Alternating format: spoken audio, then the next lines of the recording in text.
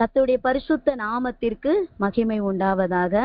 ஆண்டவரும் அருமை இரட்சகருமாகிய இயேசு கிறிஸ்துவின் நாமத்தினாலே உங்கள் ஒவ்வொருவருக்கும் என்னுடைய அன்பின் வாழ்த்துக்களை மனதார தெரிவித்துக் கொள்ளுகிறேன்.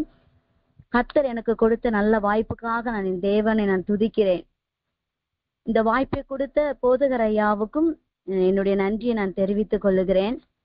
பொதுவாக ஒவ்வொரு சூழ்நிலையிலும் ஊழியத்துல ஆண்டுடைய வார்த்தையை கொடுக்க வாய்ப்புகள் வரும் பொழுதெல்லாம் எனக்கு ஒரே ஒரு நினைவு தான். என்னன்னா, பரத்திலிருந்து பிதாவினிடத்திலிருந்து அருளப்படுகிறதுனாலதான் செய்தி கொடுக்கிற அந்த வாய்ப்பு வருகிறது என்பதை நான் முழுவதுமாக விசுவாசிப்பேன்.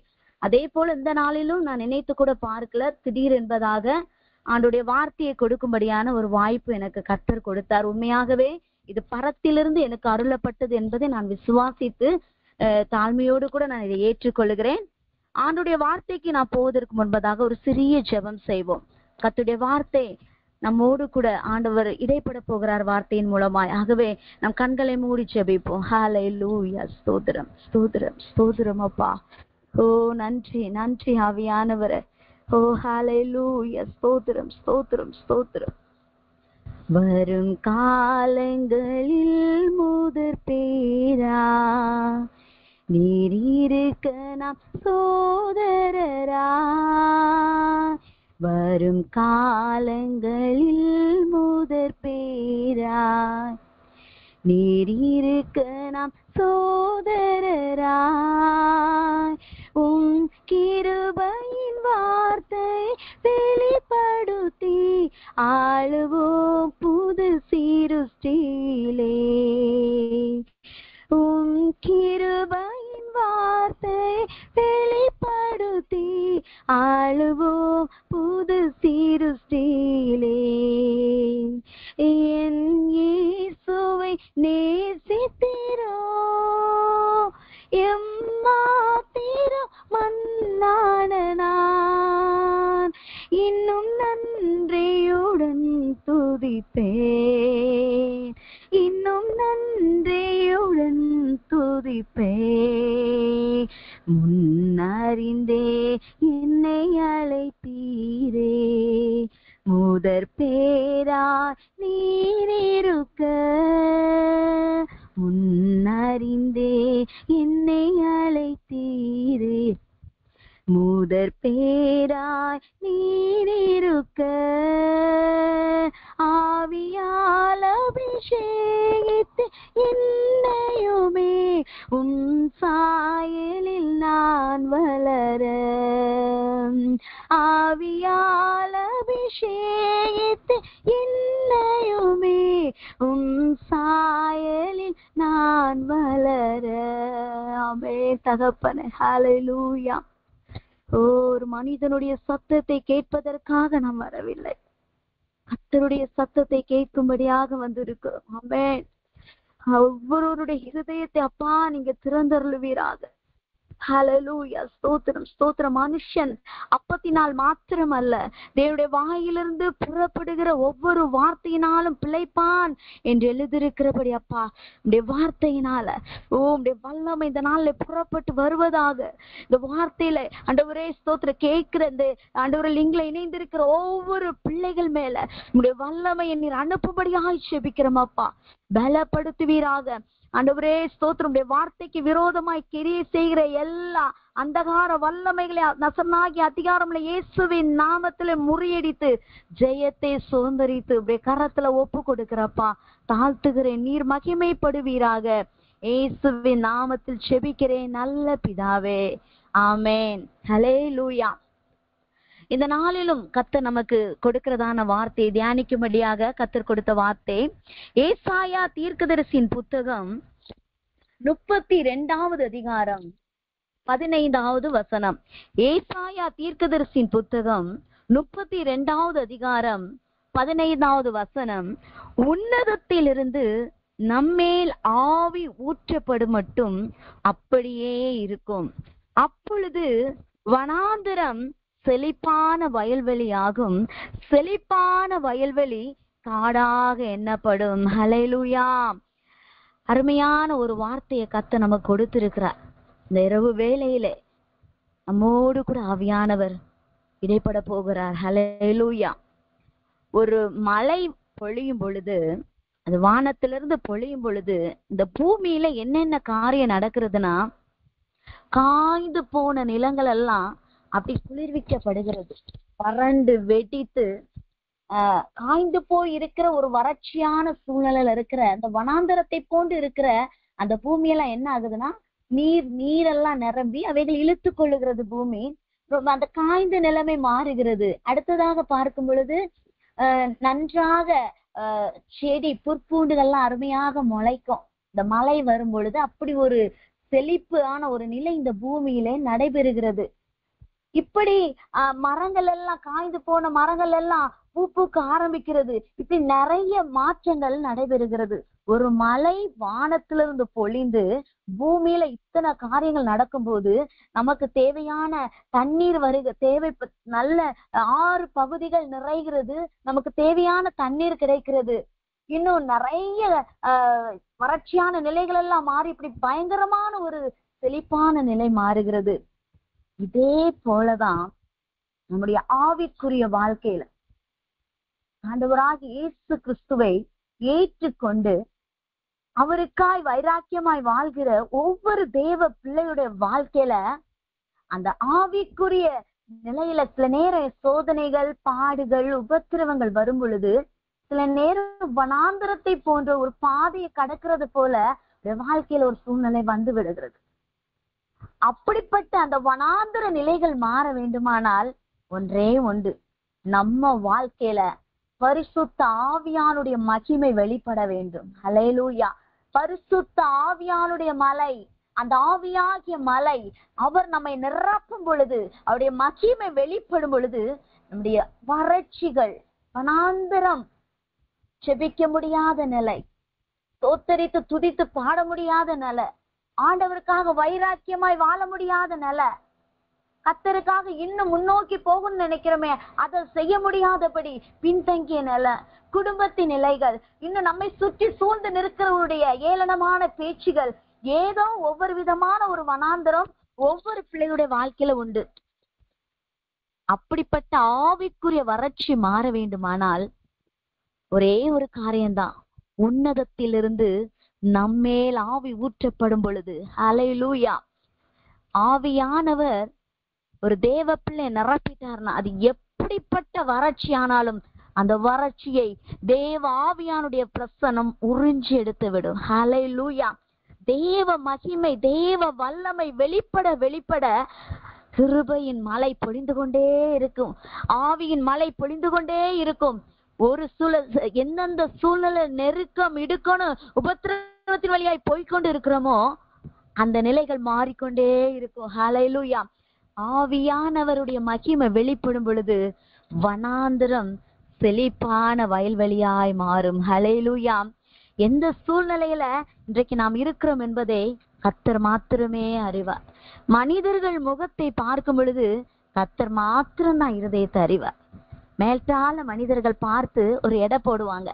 ஆனா நம்மை நன்றாக தாயின் கருவினில் உருவாகும் முன்னே நம்மை தெரிந்தெடுத்த தேவனாகிய கர்த்தர், முன் குறித்தவர், கருவிலே அழிந்து விடாதபடி இந்த உலகத்திலே வெளிப்பட வைத்தார். யோசித்து பாருங்க. கர்த்தர் நம்மள அபாஷனாக விடல, நம்மள அழிந்து போக விடல, இந்த உலகத்துல பாதுகாப்பாய் வெளிப்பட வைத்து இந்த நாள் வரையிலும் நம்ம அற்புதமாய் அதிசயமாய் நம்ம நிலைமைகளை நன்றாய் அறிந்து பாவியாய் இருந்த நம்மை ரட்சித்து கர்த்தர் இவ்வளவு தூரம் கொண்டு வந்திருக்கிறார்னா நம்மை அறிந்தவர் அவர் மட்டும்தான். ஹல்லேலூயா. நம்மை புரிந்து கொண்டவர் அவர் மட்டும்தான். ஆகவே நம் நிலையை அறிந்தவருக்கு நம்முடைய சூழ்நிலைகளை நன்றாய் தெரியும். ஆகவே அந்த நிலையை மாற வேண்டுமானால், அந்த வனாந்தரம் மாற வேண்டுமானால் ஆவியானவருடைய மழை பொழியப்பட வேண்டும். சும்மா ஜெபம் பண்ணிட்டு சும்மா பாடிட்டு சும்மா இருக்கிறது இல்ல. பரிசுத்த ஆவியில நிரம்பும் பொழுது அதனுடைய மாற்றமே வித்தியாசமா இருக்கும். அதற்கு பிற்பாடு உள்ள காரியங்கள்லாம் பயங்கரமா இருக்கும். என்ன நிலையில இந்த இடத்துல வந்திருந்தாலும் கூட தேவ பிள்ளைகளை உங்களோடு கூட ஆவியானவர் இடைப்பட்டு கொண்டு இருக்கிறார். ஒரு வறட்சியான பகுதியில நாங்க நின்று கொண்டு இருக்கிறோம் குடும்பமா அப்படின்னு நீங்க சொல்றீங்களா? ஐயோ, எங்களுடைய வாழ்க்கையில நாங்கள் எங்களோட பிள்ளைகளுக்கு பண்ணி வைத்த திருமணம் அது எங்க வாழ்க்கையில ஒரு பெரிய வனாந்திரமாய், அது ஒரு பெரிய வேதனையா இருக்கிறதுன்னு அப்படி நினைத்து கொண்டு இருக்கிறீங்களா? பிள்ளைகளுடைய வாழ்க்கையை குறித்து, இல்ல பிள்ளைகளுடைய ஃபியூச்சர் எதிர்காலத்தை குறித்து, இதை எப்படி கடக்க போகிறோம்னு ஒரு சூழ்நிலையில இருக்கிறீங்களா? அல்லது வியாதி நிலையில உட்கார்ந்து கொண்டு அதுல ஒரு மாற்றம் வராதபடி ஒரே எப்பொழுதும் ஹாஸ்பிட்டல்ல கொண்டு பணத்தை செலவழித்து கொண்டு எப்பொழுதும் எங்களுக்கு ஏதோ ஒரு நெருங்கின வீடு மாதிரி அடிக்கடி ஹாஸ்பிட்டல் போயிட்டு கொண்டு வந்து இருக்கிறோம் ஆண்டவரே, இப்படிப்பட்ட ஒரு நிலை எங்களுடைய வாழ்க்கையில வனாந்திரம் நீங்க சொல்லிட்டு இருக்கீங்களா? எதுவா இருக்கட்டும், ஆவியானவர் இன்றைக்கு ஒரே ஒரு வார்த்தை நம்ம இடத்துல வைக்கிறார். இன்றைக்கு உன்னதத்திலிருந்து ஆவி ஊற்றப்பட போகிறது. ஹல்லேலூயா. அப்ப நினைப்போம், அப்ப இவ்வளவு நாள் ஆவியில நிரம்பலையா, ஆவியில நிரம்பி ஜெபிக்கலையா? பரிசுத்த ஆவியின் அபிஷேகம் இருக்கு, ஆனாலும் சில நேரத்துல அத ஒரு தள்ளாடி போய் நிற்கிற நிலையில வந்து நிற்கிறோம். அப்படிப்பட்ட விசுவாசத்துக்குள்ள அதிகமாய் போக முடியாமல் இருக்கலாம்.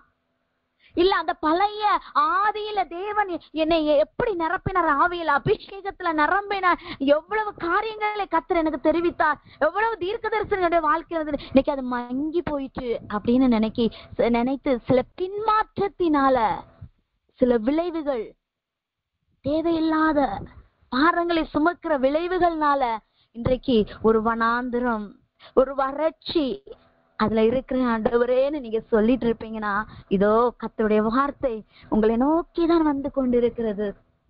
உங்களை நோக்கிதான் கர்த்தர் இன்றைக்கு ஒரு காரியத்தை செய்ய போகிறார். ஹல்லேலூயா.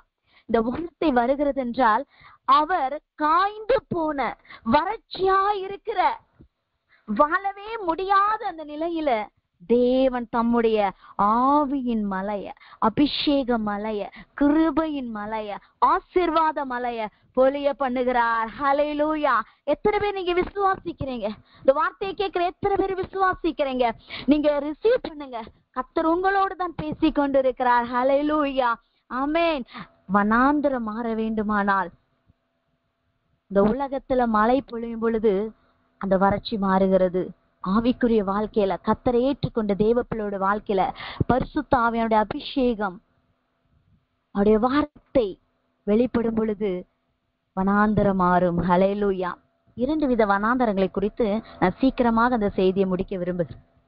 ஒன்று தாமாக ஏற்படுத்தி கொண்ட வனாந்தரம், இன்னொன்று கர்த்தர் கொடுத்த வனாந்தரம். இந்த 2 வனாந்தரங்களை குறித்து தான் இன்றைக்கு ஆண்டவர் நம்மோட பேச போகிறார். தாமாக ஏற்படுத்தி கொண்ட வனாந்தரத்திற்கு ஒரு எடுத்துக்காட்டு ஒரு நபர் வேதத்துல இருக்கிறாங்க. ஆதியாகமத்தின் புஸ்தகத்தை எடுத்துக்கொள்ளுங்கள். 21வது அதிகாரத்துல, ஆதியாகமத்தின் புஸ்தகம் 16வது அதிகாரத்துல 8-9 வசனத்தை நான் வாசிக்கிறேன். 7, 8, 9 வசனம். கர்த்தருடைய தூதனானவர் அவளை வனாந்தரத்திலே சூருக்கு போகிற வழி அருகே இருக்கிற நீருற்றண்டையில் கண்டு, சாராயின் அடிமை பெண்ணாகிய ஆகாரே, எங்கே இருந்து வருகிறாய், எங்கே போகிறாய் என்று கேட்டார். அவள், நான் என் நாச்சியாராகிய சாராயை விட்டு ஓடி போகிறேன் என்றாள். அப்பொழுது கர்த்தருடைய தூதனானவர், உன் நாச்சியார் அண்டைக்கு திரும்பி போய் அவள் கையின் கீழ் அடங்கியிரு என்றார். ஹல்லேலூயா. இந்த வேத பகுதி நமக்கு எல்லாருக்கும் நன்றாக தெரிந்த ஒரு பகுதி. ஆபிரகாமுடைய மனைவியாகிய சாராள், அவளுடைய ஒரு தோழியா இருக்கிறவள் தான் ஆகார், அடிமை பெண். சாராளுக்கு ஆண்டவர் வாக்கு பண்ணி இருந்தார், நீ கற்பந்தரிப்பா, உனக்கு ஒரு குமாரனை கொடுப்பேன்னு. வருடங்கள் ஆகிறது, அவ பலவீனம் அடைகிற, அவருடைய கற்பம் செத்து போனது போன்ற ஒரு நிலைக்குள்ள இருக்கிறது. அவருடைய விசுவாசம் நாளாக கொஞ்சம் கொஞ்சமாய் மங்கி போற ஒரு சூழ்நிலையில சாராள் காணப்படுகிறாள். வயதும் ஆகிறது. பாருங்கள், அடிமை பெண்ணாகிய சாரால ஆபிரகாமுக்கு மனம் முடித்து வைக்கிறார். அவள் கற்பம் தரிக்கிறாள். அங்க என்ன நடக்குன்னா, அவள் கற்பம் தரிக்கும் பொழுது இந்த சாராளால் தாங்கவே முடியல. இதனால என்ன நடக்குது, அந்த சூழ்நிலையில அவளுக்கு ஒரு பாடு வருகிறது, ஆகாருக்கு ஒரு பாடு. ஏன்னா இவளும் இந்த ஆகாரம் ஒரு சில வார்த்தைகளை சொல்லி அற்பமாய் அவள் சாராளை நினைக்கிறாள். அதனால மிகுந்த வேதனை சாராளுக்கு. அதனால கடினமாய் நடத்துகிறார். கடினமாய் நடக்க இவளால அங்க வாழவே முடியல. சாரோளோட அங்க இருந்து, ஆபிரகாமோட இருந்து, அந்த அவர்களோட கூட இருந்து அவள் சமாதானமாய் சந்தோஷமாய் வாழ முடியல. இந்த நேரத்துல என்ன பண்றா தெரியுமா? சொல்லாம கொல்லாம அவள் கற்பந்தரித்து இருக்கும் பொழுதே ஓடி போகிறா. எங்க தெரியுமா? வனாந்தரத்திற்கு. எப்படியாவது இதை விட்டு ஓடி போனா போதும், ஏதோ சமாதானமா இருக்கணும், ஏதோ நிம்மதியா இருக்கணும். ஐயோ இவங்க டார்ச்சர், இவர்களுக்கு கீழெல்லாம் என்னால முடியாது, அடங்கி இருக்க முடியாதுன்னு சொல்லி பிரச்சனைகளை கண்டு ஓடி போகிறாள். இதுதான் தானாக ஏற்படுத்தி கொண்ட வனாந்தரம். ஆகார் மாம்சத்துல சுயத்துல முடிவெடுத்து அவ ஓடி வருகிறாள். ஆனா கர்த்தர் அங்க அவளை விடல. தாறுமாறாய் வாழ்க்கை போகும்படியாய் விடாம அந்த கர்த்தருடைய தூதனானவர் வனாந்தரத்தை அவ பார்க்கிறார். ஹல்லேலூயா. அவர் சொல்லுகிறார், சாராயின் அடிமை பெண்ணாகி ஆகாரே, நீ எங்கே இருந்து வருகிறாய், எங்கே போகிறாய் என்று கேட்டார். உன்னுடைய நிலை எப்படியா இருந்தது, நீ எப்படி வாழ்ந்து கொண்டிருந்த, ஆனா நான் எப்படிப்பட்ட ஸ்தானத்துல உன்னை வைத்தேன், யாருக்கு மனைவியாக அந்த இடத்துல இருக்கும்படியான ஒரு சூழ்நிலை வந்தது. ஆனா இன்றைக்கு இவ்வளவு நெருக்கத்துல நீ இந்த எங்கே இருந்து வருகிறாய், எங்கே போகிறாய், இதுலயே அவ்வளவு அர்த்தம் இருக்கிறது. அப்படிப்பட்ட ஸ்தானத்தை விட்டு நீ ஓடி போகிறாய். அப்பொழுது அவ சொல்றா, நான் என் நாச்சியாராகிய சாராயை விட்டு ஓடி போகிறேன்னு சொன்னார். அடுத்த வார்த்தை வருகிறது கர்த்தர்ட்ட இருந்து, நீ உன் நாச்சியாரன் கையின் கீழே அடங்கிருன்னு சொல்றாரு, திரும்பி போன்னு சொல்றாரு. எவ்வளவு கஷ்டமா இருக்கும், எவ்வளவு அந்த வார்த்தை கடினமானதாய் அவளுக்கு அந்த நேரத்துல இருக்கும். ரொம்ப சுதந்திரமா, ரொம்ப ஃப்ரீயா நான் தனித்து போய் இருக்கலாம்னு நினைக்கும் பொழுது அவளாக ஏற்படுத்தி கொள்ளுகிற ஒரு வனாந்தரம் தான், ஒரு தனிமையை ஏற்படுத்தி கொண்டு தானாகவே ஒரு சுதந்திரமா இருக்கணும், இங்க அடங்கி இருக்க முடியாதுன்னு எடுக்கிற ஒரு நிலைதான். நான் கர்த்தர் விடல. இந்த வார்த்தையை கேட்கிற தெய்வ பிள்ளைகளை, ஒருவேளை எந்த நிலையில போயிட்டு இருக்கீங்க உங்களுடைய வாழ்க்கை, என்னுடைய வாழ்க்கை? நம்மளால அடங்கி இருக்கவே முடியாது சில பிரச்சனையில.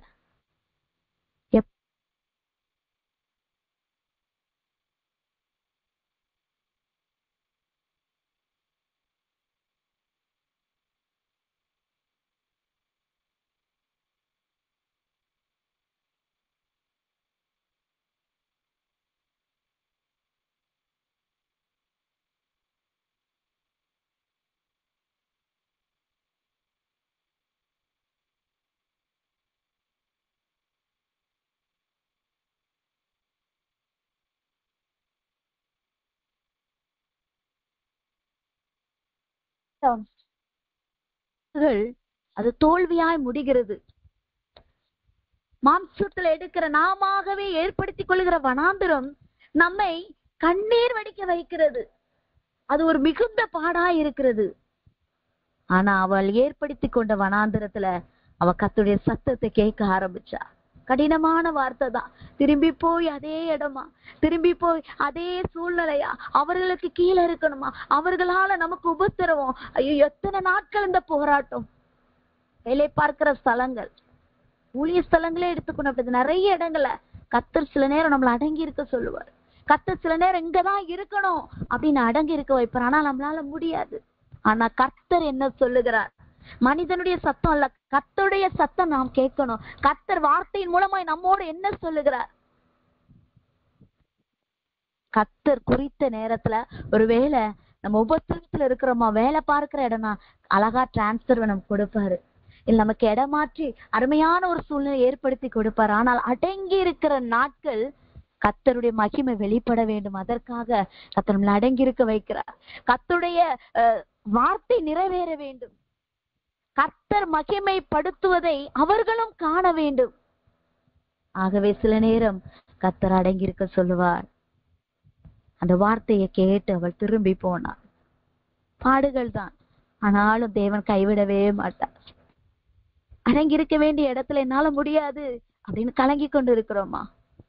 இந்த குடும்ப வாழ்க்கையில கர்த்தர் ஒரு பெரிய ஆசீர்வாதத்தை நம்ம கையில தான் கொடுத்திருக்கிறார்.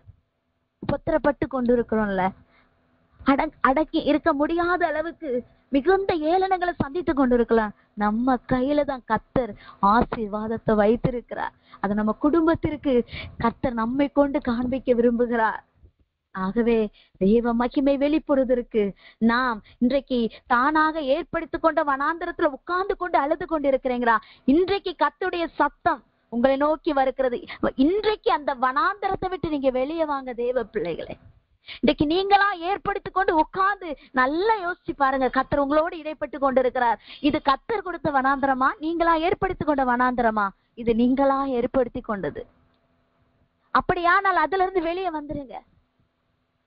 கர்த்தர் ஆசீர்வதிப்பதற்கு நீங்களாகவே ஏற்படுத்தி கொண்டு நீங்களாகவே உங்களுக்கு உங்கள் ஆசீர்வாதத்திற்கு தடையாய் உட்கார்ந்து கொண்டு இருக்கிற அந்த நிலை மாற வேண்டும் என்று ஆண்டவர் விரும்புகிறார். ஒரு நோக்கம் இல்லாமல் கர்த்தருடைய வார்த்தை நம்முடைய வாழ்க்கையில கடந்து வராது. இது கர்த்தருடைய வார்த்தை. ஹல்லேலூயா. இன்னைக்கு ஒப்பு கொடுப்பீங்களா இந்த வார்த்தைக்கு? நானாக ஏற்படுத்தி கொண்ட வனாந்தரம் தான் இந்த பிரிவு என் வாழ்க்கையில. நானாக ஏற்படுத்தி கொண்ட வனாந்தரம் தான் இந்த அழுகுறல் என் வாழ்க்கையில கண்ணீர் வடித்து கொண்டே இருக்கிறேன் அப்படின்னு நினைக்கிறீங்கன்னா இன்னைக்கு அதுல இருந்து வெளியே வந்துருங்க. இன்றைக்கு கர்த்தர்ட்ட ஒப்பு கொடுத்து அந்த வனாந்தர நிலையில இருந்து நீங்க வெளியே வருவீங்கன்னா கர்த்தர் உங்களை அருமையா வழி நடத்த ஆயத்தமா இருக்கிறார். அவருடைய சித்தத்தை உங்க வாழ்க்கையில திணிக்க விரும்புகிறார். அவருடைய மகிமைய உங்க வாழ்க்கையில காண்பிக்க விரும்புகிறார். இன்றைக்கு உன்னத ஆவி உங்கள் மேல் ஊற்றப்பட போகிறது. ஹல்லேலூயா. பரிசுத்த ஆவியானுடைய மலை உங்க வாழ்க்கையில உங்க குடும்பத்துல ஆசீர்வாத மலை பொழியப்பட போகிறது. ஹல்லேலூயா. அதுக்கப்புறமாக ஆகாருக்கு கர்த்தர் கொடுத்த ஒரு வனாந்தரம் வந்தது. அந்த வனாந்தரம் எப்படி இருந்துச்சு தெரியுமா? அவளை ஆசீர்வதிக்கும்படியாக, அவளை மகிமைப்படுத்தும்படியாக, அவளை உயர்த்தும்படியாக இருந்தது. ஆதியாகமத்தின் புஸ்தகம் 21வது அதிகாரத்துல முழுவதும் வாசிக்கும் பொழுது அங்க சாராளுக்கும் குழந்தை பிறக்கிறது. வாக்கு பண்ணினபடி கர்த்தர் அவளுக்கு குழந்தையை கொடுக்கிறார். இப்பொழுது அவள் சாராள் இஸ்மவேலையும் ஆகாருக்கு பிறந்த இஸ்மவேலையும் ஆகாரையும் துரத்தும்படி சொல்லுகிறார். இந்த வார்த்தையை வாசிக்கும் போது கொஞ்சம் கஷ்டமா தான் இருக்கும். ஆண்டவர் கூட சொல்றாரு, உன் மனைவி சொல்வதை கேளுன்னு. சாராள் ஆபிரகாம்கிட்ட என்ன சொல்றா? இவங்களை துரத்திருங்க, இவங்க வேண்டாம், இவங்களை அனுப்பி விடுங்கன்னு சொல்றா. ஆனா கர்த்தரும் அதே வார்த்தை தான் சொல்றா, உன் மனைவி சொல்வதெல்லாவற்றையும் கேள். சில நேரம் கர்த்தர் நடத்துற பாதையில நமக்கு எப்படி தோணும்னா கடினமா இருக்கிறது போலவே தோணும். இவ்வளவு கடினமான கிடையவே கிடையாது. ஆண்டவர் மலைய பனி போல உருக செய்கிற வல்லமை உள்ள தேவன். அவருடைய பிரசன்னத்தினால பர்வதங்கள் மெழுகு போல உருகுமா. அது கடினமாய் நமக்கு தோன்றுமே தவிர அவருக்கு அது லேசான காரியம். அவர் தம்முடைய தரிசனத்தை, ஆகாரை குறித்த வைத்த தரிசனம், ஆகாருடைய வாழ்க்கையில நிறைவேற்ற வேண்டிய காரியங்கள், வாக்கு தத்தங்களை நிறைவேற்றுகிற ஒரு காலகட்டம் வந்திருக்கிறது. ஆகவே அதை கர்த்தர் நிறைவேற்றுவதற்காக ஒரே ஒரு வார்த்தை ஆபிரகாம் சொல்லுகிறார், உன் மனைவி சொல்வது எல்லாவற்றையும் கேள். கர்த்தருடைய வார்த்தை வந்த உடனே இந்த ஆபிரகாம் அனுப்பி வைக்கிறார் ஆகாரையும் மகனாகி இஸ்மவேலையும். நம்ம ஈஸியா பைபிள்ல வாசிக்கிறோம். ஆனா அந்த சூழ்நிலை எப்படி இருக்கும் கொஞ்சம் நினைச்சு பாருங்க. துரத்தப்பட்ட நிலைமை, புறக்கணிக்கப்பட்ட நிலைமை, ஒதுக்கி வைக்கிற நிலைமை, தள்ளப்பட்ட நிலைமை, எவ்வளவு கஷ்டமா இருக்கும். நேசித்தவர்கள் தள்ளும் பொழுது, நேசித்தவர்களாலேயே புறக்கணிக்கப்படும் பொழுது அது எவ்வளவு ஒரு பாரமா இருக்கும். அப்படிப்பட்ட உறவுகளை விட்டு கர்த்தர் சில நேரம் நம்மளை பிரிக்கிறார் என்றால் ஆண்டவர் எப்பவுமே கலகத்தின் தேவன் அல்ல, அவர் சமாதானத்தின் தேவன். அவர் பிரிக்கிற தேவன் எல்லாம் கிடையாது. அவர் ஒன்றா இணைத்து பார்க்கிற தேவன். சில நேரம் சில மனிதர்கள் நம்முடைய தரிசனத்திற்கு தடையா இருப்பார்களானால், தேவ திட்டத்தை செய்ய முடியாமல் எதிர்த்து நிற்பார்களானால், சில நேரம் சில சூழ்நிலையிலே கர்த்தர் சில உறவுகளை விட்டு கொஞ்சம் விலகி இருக்க வைப்பார். இங்க அதுதான் நடந்துச்சு. அவளை அனுப்பி வைக்கிறாரு. கொடுத்து விட்டதெல்லாம் ஒரு துருத்தி தண்ணீர் தான். அப்போ பெருசா எதுவுமே கொடுக்கல. இவ்வளவு வருடம் வாழ்ந்து ஆபிரகாமுக்கு துணையா இருந்து ஒரு குமாரனை பெற்று கொடுத்து இவ்வளவு நாட்கள் இருந்ததுக்கு அவங்க செய்த காரியம் ஒண்ணுதான். ஆனா கர்த்தருடைய கண்கள் மறைக்கப்படவில்லை, ஆகார் மேல வைக்கப்பட்டது. ஒருவேளை அந்த மனிதனுடைய ஆபிரகாமுடைய கண்கள் வேதனையோடு அனுப்பி வச்சாலும் கர்த்தருடைய வார்த்தையை கீழ்ப்படிந்து விட்டுட்டான். ஆனா கர்த்தர் விடவே இல்லை. அங்க ஒரு வனாந்திரத்துல அலைந்து திரிகிறாரு பாருங்க. இதுதான் கர்த்தர் கொடுத்த வனாந்திரம். இன்றைக்கு நீங்களே உங்க வாழ்க்கையில பிரிச்சு பாருங்க. இன்றைக்கு நீங்க நிக்கிற பகுதி எந்த வனாந்தரமாய் இருக்கிறது என்று. நீங்களா ஏற்படுத்திக் கொண்ட வனாந்தரத்தில் இருப்பீர்கள். ஆனால் நீங்கள் அதுல இருந்து வந்துட்டீங்கன்னா கர்த்தர் உங்களை ஒரு வனாந்தரத்துல கொண்டு போய் ஆசீர்வதிக்க விரும்புகிறார். இங்க ஆகாருக்கு ஒரு வனாந்தரம் வந்தது. அவள் அலைந்து திரியதுன்னா எங்க போகுன்னு தெரியல. எங்க போக, என்ன பண்ண? கையில ஒரு சிறு குமாரன் இருக்கிறான். இனி எதிர்காலத்துல நான் எப்படி வளர்ப்பேன், எனக்கு துணை யாரும் இல்லை என்று பலவித கலக்கத்தோடு தான் புறப்பட்டு பெயர்சபாவின் வனாந்தரத்தில் அலைந்து திரிகிறாள். இன்றைக்கு கர்த்தருடைய வார்த்தையை கேட்டு கர்த்தருடைய சித்தத்தை செய்து இன்றைக்கு ஒரு வனாந்தரத்துல இருந்து கொண்டு நல்ல தெளிவா தெரிகிறது கர்த்தர் தான் எனக்கு இதை ஏற்படுத்தினார் என்று உங்களுடைய நன்றாய் நீங்கள் அறிந்து கொண்டு தெளிந்த புத்தியோடு இருந்து இன்றைக்கு ஒரு பாடுகள் வழியாய் போய்கொண்டு இருக்கிறீங்களா தேவ பிள்ளைகளை? கர்த்தர் உங்களை பார்த்து சொல்லுகிறார், இது அலைந்து திரிந்து கொண்டிருக்கிற இதுக்கு கர்த்தர் ஒரு ஃபுல் ஸ்டாப் வைக்கிறார். ஹல்லேலூயா. இங்க அப்படி ஒரு அற்புதம் நடந்துச்சு. தண்ணீர் செலவழிஞ்சிட்டு அங்க வனாந்தர கொடுமையா இருக்கும், பயங்கரமான வெயில்.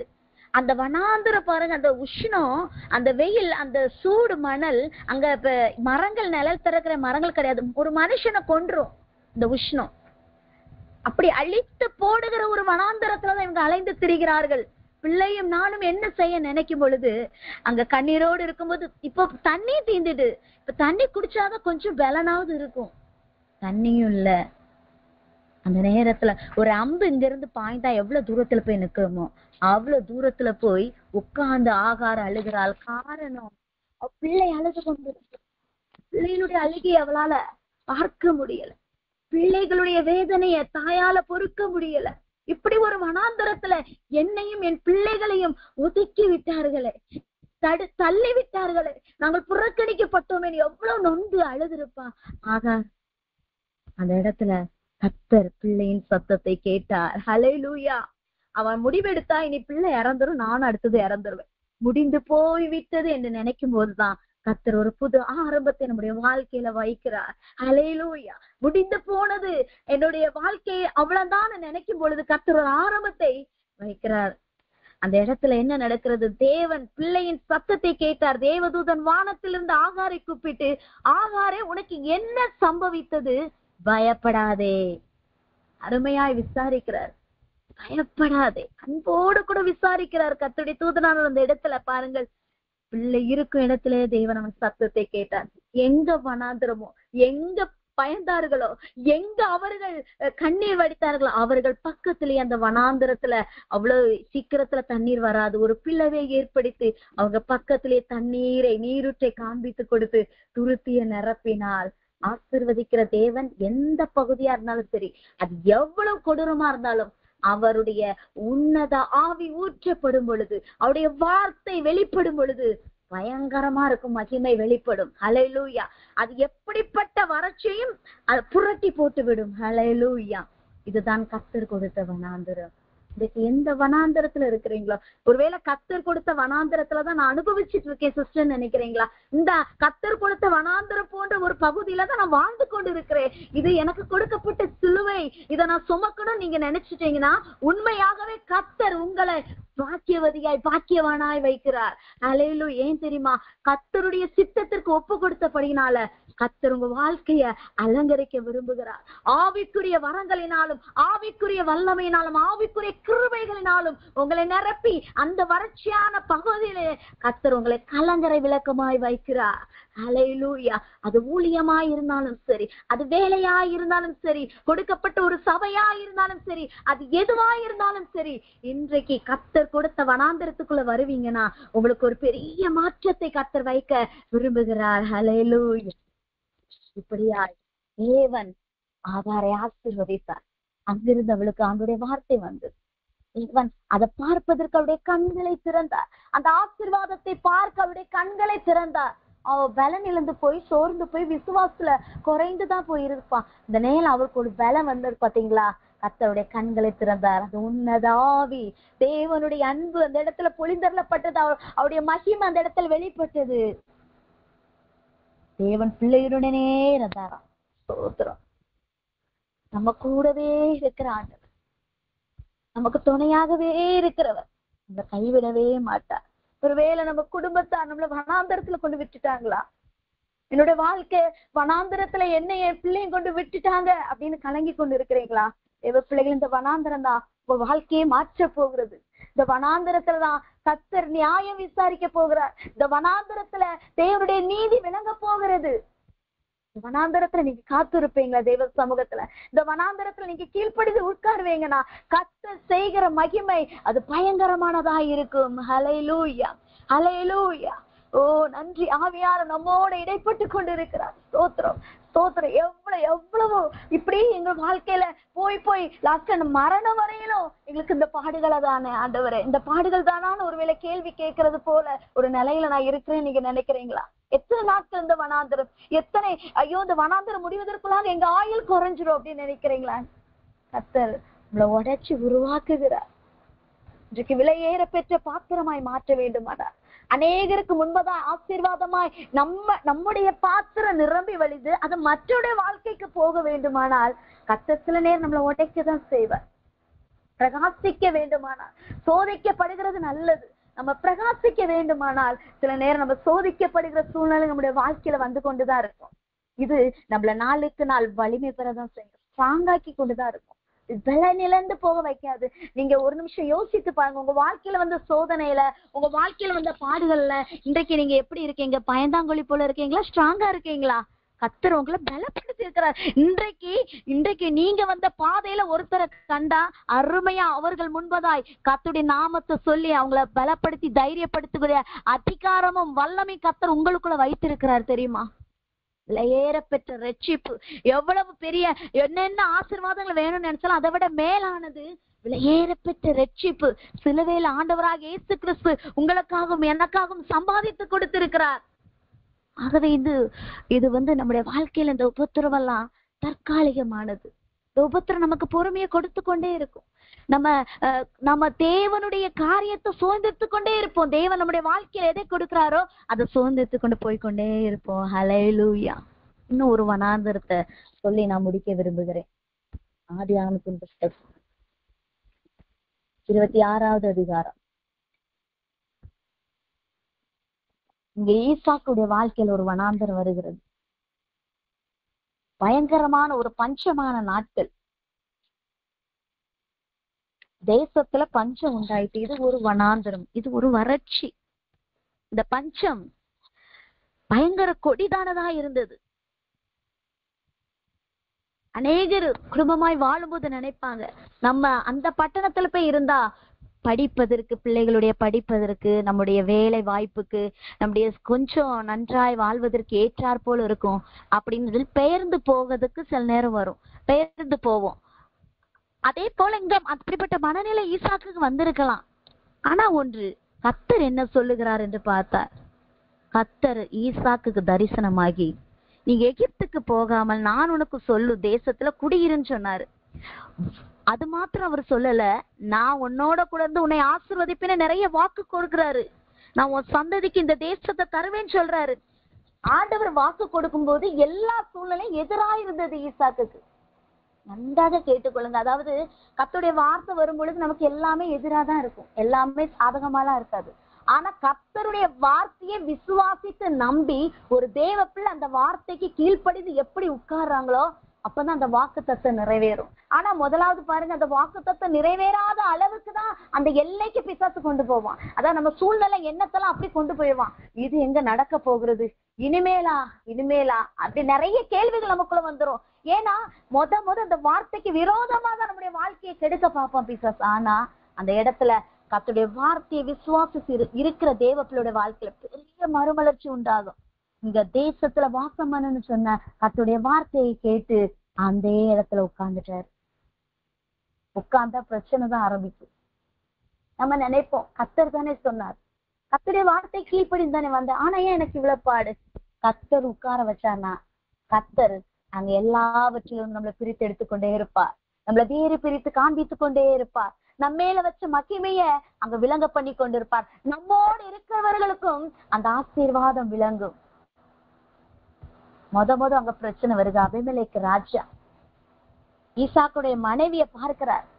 எல்லாரும் அங்க பயப்படுறாங்க. ஈசாக்கு தன்னுடைய மனைவி அழகுள்ளவளா இருக்கான்னு சொல்லி சொன்னா ராஜா அந்த மனைவி அழைத்து வர சொல்லுவோம் சொல்லி பயப்படுறாங்க அங்க எல்லாரும். அதனால எல்லாருமே அங்க வேலைக்காரர்கள், ஈசாக்குடைய வேலைக்காரர்கள் எல்லாரும் பயந்து போய் தான் இருக்கிறாங்க.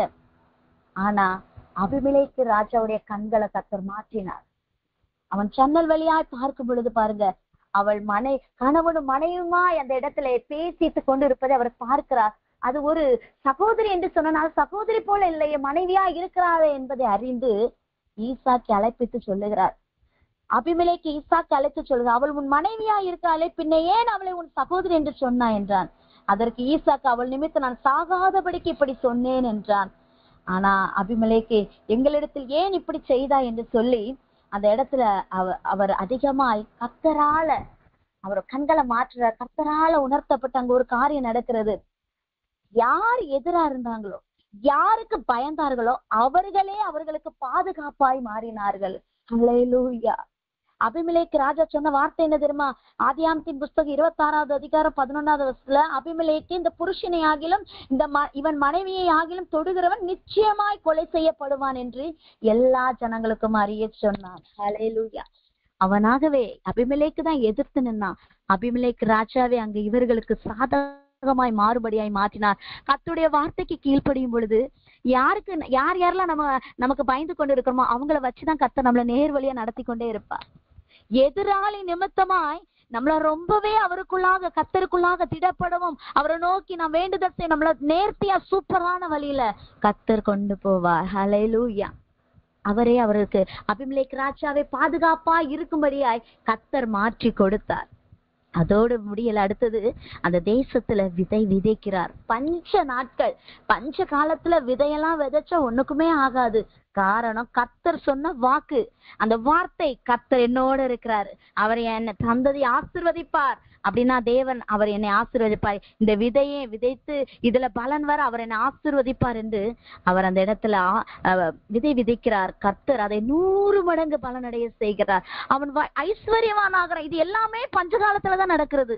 அவன் ஐஸ்வர்யவனாகி விரித்திடைந்து பெரியவன் ஆகிறான். மாட்டு மந்தை அநேக பணிவிடைக்காரர்கள் எல்லாரும் அவங்களுக்கு அதிகமாயிட்டாங்க. இப்ப இத பார்த்து பொறாமப்படுறாங்க. அங்க ஒரு சில சத்துருக்கள் எழும்பிடுவாங்க. உண்மையா தேவனை ஆராதிக்கிற பிள்ளைங்கன்னா உலக மனிதர்களுக்கு நமக்கும் நிறைய வித்தியாசம் உண்டு. சில நேரம் உலக மனிதர்கள் நமக்கு எதிராதான் வந்து நிற்பாங்க. அந்த ஆவி இந்த ஆவி ஒத்து போகாது. ஆனாலும் தேவன் சில நேரம் அவர்களுக்கு ரட்சிப்பை கொடுக்க வேண்டுமானா சில நேரம் அந்த எதிரிகள் முன்பதான் நம்மளை உட்காரதான் வைத்திருப்பார் ஆண்டவர்.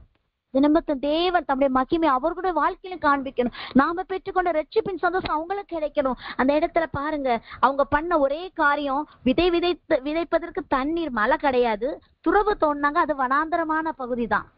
அப்ப அங்க வந்து தண்ணீர் வந்ததுனால முதலாவது அந்த ஆசீர்வாதத்தை தடை பண்ணுவோம். துறவுகளை எல்லாம் மண்ணினால நிரப்பு போட்டாங்களாம். எங்க இருந்து பிளஸ்ஸிங் வரணுமோ அந்த இடத்த இன்றைக்கு புடிச்சு வச்சிருக்கிறாங்க. அந்த இடத்த அவங்க எல்லாரும் அடைத்து போட்டிருக்காங்கன்னு நினைக்கிறீங்களா? இன்றைக்கு கர்த்தர் ஒரு பெரிய கிரியை நடப்பிக்க போகிறார். கர்த்தர் கொடுக்கிற வனாந்தரத்துல நீங்க வாசம் பண்ண வந்துட்டீங்கன்னா இன்றைக்கு ஒரு பெரிய காரியத்தை கர்த்தர் செய்ய போகிறார். ஹல்லேலூயா. அங்க ஈசாக்குக்கு என்ன நடந்து தெரியுமா? அவர் இடம் விட்டு 3 இடங்களை விட்டு பெயர்ந்து போனாரு. அவங்க வந்து இது எங்களுடையதுன்னு சொல்லி மண்ணனால துருத்து போட்டு போனாங்க. ஆனா அவர் சண்டை போடாம அவர் எதிர்த்து நிற்காம பெயர்ந்து போனார். காரணம் கர்த்தர் அவரோட கூட இருந்தார். ஈசாக்கோட இருக்கிறனால இவர் போய் தோன்ற இடமெல்லாம் துறவு தோண்ட தண்ணீர் வந்தது. இவ்வளவு நெருக்கத்துல ஒரு பெரிய காரியத்தை கர்த்தர் ஈசாக்குடைய வாழ்க்கையில செஞ்சார். என்ன தெரியுமா? அவருடைய தகப்பனாகிய ஆபிரகாமுடைய நாட்கள்ல தோண்டின துறவை மூடி போட்டாங்க எதிரிகள். கர்த்தர் தகப்பன் காலத்துல மூடி போட்ட அந்த துறவை மறுபடி தோண்டும்படியாய் கர்த்தர் உதவி செய்தார். ஹல்லேலூயா.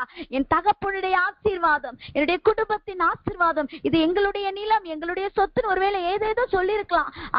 பெற்றோர்களை நினைத்து, குடும்பத்தாரை நினைத்து, பாசமா நினைத்து இந்த நன்மைகள் வழியாய் நாங்கள் வந்து கொண்டிருக்கிறோம். இன்றைக்கு அதெல்லாம் அடைக்கப்பட்டதுன்னு நினைக்கிறீங்கன்னா இன்றைக்கு கர்த்தர் உங்களோட சொல்லுகிறார், தூர்த்து போட்டதை, நிரப்பி போட்டதை, அடைத்து போட்டதை இன்றைக்கு கர்த்தர் உங்களை கொண்டு திறக்க வைக்கிறார். அந்த ஆசீர்வாதத்தை, ஹல்லேலூயா, அந்த ஆசீர்வாதத்தை கர்த்தர் உங்க சிரசின் மேல வைக்கிறார். ஹல்லேலூயா. அந்த இரவு நேரத்திலே ஓ ஸ்தோத்திரம், ஆவியானவருடைய பலத்த கிரியை வெளிப்பட்டு கொண்டே இருக்கிறது. இதுல இணைந்து கொண்டிருக்கிற ஒவ்வொருடைய வாழ்க்கையில கர்த்தர் ஒரு மகிமையான காரியத்தை செய்ய போகிறார்.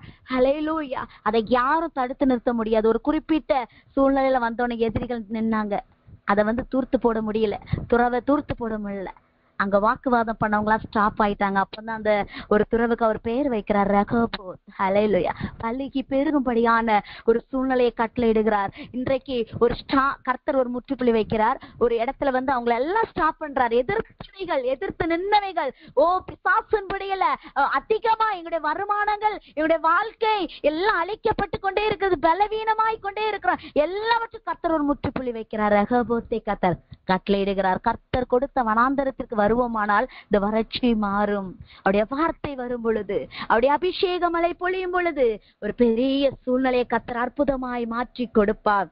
அதோடு முடியல, எதிர்த்தவங்க எல்லாம் உடன்படிக்கை பண்ண வராங்க. ஐயோ எங்கனை விட்டு போயிருன்னு சொன்னாங்க. அவங்க எல்லாம் உம்மோடு கர்த்தர் இருக்கிறார். எப்படி? நிச்சயமாய். ஹல்லேலூயா. எதிரிகள் காண வேண்டும், நம்ம கர்த்தருடைய மகிமை அவங்க அறிந்து கொள்ளணும், நம்ம கர்த்தர்கிட்ட அவங்களும் வர வேணும். அதனால சில நேரம் கர்த்தர் நம்ம நினைப்பு நெருக்கமா கொண்டு போயிட்டு இருக்கார். ஒரு நெருக்கி கொண்டு போறார்னா அங்க ஒரு பெருக்கமான ஆசீர்வாதத்தை கர்த்தருடைய வாழ்க்கையில வைக்கிறார். நிச்சயமாய் கர்த்தர் உம்மோடு கூட இருக்கிறார் என்று கண்டோம் என்று சொல்லி சமாதான உடன்படிக்கை பண்றாங்க. ஹல்லேலூயா. எதிரிகள் மத்தியில இன்னைக்கு ஒரு இளைப்பாறுதல் இல்லாத ஒரு ஜீவனை பண்ணி கொண்டு இருக்கிறோம். சுத்தி சத்துருக்களா இருக்கிறாங்கன்னு கலங்கி கொண்டிருக்கீங்கன்னா, உங்களுக்கான ஒரு வனாந்தரத்துல கர்த்தர் உங்களுக்காய் பரிந்து பேச போகிறார். உங்களுக்கான ஒரு சமாதான நிலை ஏற்படுத்த போகிறார். ஹல்லேலூயா. இதுதான் கர்த்தர் கொடுத்த வனாந்தரம். அப்படியே நாம் கண்களை மூடி ஜெபிப்போமா? இந்த வார்த்தையின் கர்த்தர் நம்மை ஆசீர்வதிப்போம். நம்ம அப்படியே கண்களை மூடி ஜெபிப்போம். ஹல்லேலூயா. ஹல்லேலூயா. இன்றைக்கு நம்மோடு கூட தான் அவர் பேசிக்கொண்டு. ஹல்லேலூயா. ஸ்தோத்திரம். எந்த வனாந்தரத்தில் நீங்க நின்று கொண்டு இருக்கிறீங்க? ஹல்லேலூயா. ஓ ஸ்தோத்திரம், ஸ்தோத்திரம். இந்த கடைசி வேலையில உங்களை ஒப்பு கொடுப்பீங்களா? ஸ்தோத்திரம். என்னோடு கூட ஆண்டவர் பேசி கொண்டு இருக்கிறார். ஓ இந்த வார்த்தை உங்களிடத்துல மட்டும் சொல்லுவதில்ல, என்று என்னையும் ஹல்லேலூயா அவர் உடைத்து கொண்டு இருக்கிறார். ஓ ஷபரகதியாக்கரவோ ரிமலரகதியாக்கரவோ. இருபுறம் கருக்குள்ள பட்டையும் அவருடைய வார்த்தை. ஓ நன்றி, நன்றி. ஸ்தோத்திரம், ஸ்தோத்திரம், ஸ்தோத்திரம். ஓ ஸ்தோத்திரம். ஒருவேளை நீங்க தானாக ஏற்படுத்தி கொண்டு வனாந்தரத்தில் நிற்பீங்கன்னா அல்லது வந்துருவீங்களா? தேவ பிள்ளைகளை, உங்களோட கர்த்தர் அதிகமாய் பேசி கொண்டு இருக்கிறார். ஹல்லேலூயா. கர்த்தருக்கு நீங்க வேணும். ஹல்லேலூயா. உங்களை கொண்டு ஒரு பெரிய ஆத்தும அறுவடையை கர்த்தர் வைத்திருக்கிறார். ஓ ஸ்தோத்திரம், ஸ்தோத்திரம், ஸ்தோத்திரம், ஸ்தோத்திரம். ஓ மகிமை, கர்த்தருடைய மகிமை இறங்கி கொண்டிருக்கிறது. ஓ ரிபலதுரகதி ஆக்கரபோ ஷபரபா. உன்னதத்திலிருந்து ஆவி ஊற்றப்படும் மட்டும் அப்படியே இருக்கும். அப்பொழுது வனாந்தர செழிப்பான வயல்வெளியாய் மாறும். ஓ உங்கள் குடும்பங்களிலே, உங்கள் வாழ்க்கையிலே, உங்கள் ஆவிக்குரிய ஜீவத்திலே ஓ ஷபரியாக்கரபலபரபோ ரிமலகதியாக்கரபா பரிசுத்த ஆவியுடைய வல்லமை பொழியப்படுகிறது. ரிஷபரியாக்கரபா. ஓ நீங்க ரிசீவ் பண்ணுவீங்களா? ஓ ஸ்தோத்திரம். நிர்விசாரமா இருக்காதீர்கள். தேவாவியானவர் உங்களோடு கூட இடைப்பட்டு கொண்டிருக்கிறார். ஓ ஸ்தோத்திரம். உங்கள் வறட்சி மாறுபடியான ஒரு மிராக்களை கர்த்தர் செய்ய போகிறார். ஓ ஸ்தோத்திரம். உங்கள் வனாந்தரத்துல நீங்கள் நின்று கொண்டு என்னோடு நீர் பேசும் ஆண்டவரே சொன்னீங்களா? உங்களுக்கான வார்த்தை தான். தேவ சமூகத்துல காத்திருக்கிற தேவ பிள்ளைகளே, உங்களை குறித்து தான் தேவன் சொல்லுகிறார். ஓ ஸ்தோத்திரம். நீ மாற வேண்டிய சூழ்நிலை இருக்கிறாய் என்றால் கர்த்தர் கொடுத்த வனாந்தரத்துல நின்று விடு மகளே. ஓ நன்றி, ஸ்தோத்திரம். தேவன் செய்கிற மகத்தான காரியத்தை நீ காண வேண்டுமானால் இதோ நீ கர்த்தர் கொடுத்த வனாந்தரத்துக்கு வருவாயானால், அவருடைய சத்தத்தை கேட்பாயானால், அவருடைய சித்தத்தை செய்ய ஆயத்தமாயிருக்கிறார். ஹல்லேலூயா. ஹல்லேலூயா. ஓ ரிபலர ஷபலபா. ஆவியின் மழை பொழிந்து கொண்டிருக்கிறது. ஓ அபிஷேக மழை, கிருபையின் மழை. ரிஷபபபபபா. உங்கள் பாத்திரத்தை கர்த்தர் நிரப்புகிறார், இருதயத்தை நிரப்புகிறார். ஓ ஸ்தோத்திரம், ஸ்தோத்திரமுடைய மகிமை, கர்த்தருடைய மகிமை ஓ வெளிப்படுகிறது. ரிபலதுரகதியாக்கரபோ. ஓ ஸ்தோத்திரம். நீங்கள் இருக்கிற இடத்துல வாய்களை திறந்து அந்நிய பாஷையில தேவனை துதித்துக் கொண்டே இருங்க. ஓ நன்றி, நன்றி, நன்றி. ஓ ஸ்தோத்திரம், ஸ்தோத்திரம். பரிசுத்த ஆவியானவர் உங்களை அனலாய் மாற்ற போகிறார். ஓ ஸ்தோத்திரம். உங்களை கொண்டு பலத்த கிரியைகளை கர்த்தர் செய்ய போகிறார். ஓ இது கர்த்தருடைய வார்த்தை. ஹல்லேலூயா. ஹல்லேலூயா. நன்றி, நன்றி, நன்றி, நன்றி, நன்றி, நன்றி அப்பா. நன்றி. நீங்க நிரப்பிக் கொண்டு இருக்கிறீங்க டாடி. ஒவ்வொருவரையும் ஓ நிரப்பிக் கொண்டு இருக்கிறீங்க. ஸ்தோத்திரம். இன்றே நீர் கொடுத்த வனாந்தரத்திற்கு வருவார்களாக. ஓ ஸ்தோத்திரம் ஸ்தோத்திரம் ஸ்தோத்திரம் ஆண்டவரே. உமக்காகவே இருக்கிற பிள்ளையுடைய வாழ்க்கையில வனாந்தரத்துல ஓ கத்தர் பெரிய காரியங்களை செய்ய போகிற வார்த்தையின்படி கத்தருடைய மகிமையை வெளிப்படுத்தி கொண்டு ஆண்டவரே அவருடைய வாழ்க்கையில இடைப்பட்டு பெரிய காரியங்களை நீ செய்ய போகிறப்பா. நன்றி. உடைய நாமமே மகிமைப்படட்டும் அப்பா. ஆண்டவரே தாழ்த்தி ஒப்பு கொடுக்கிறேன். இயேசுவின் நாமத்தில் ஜெபிக்கிறேன் நல்ல பிதாவே. ஆமென்.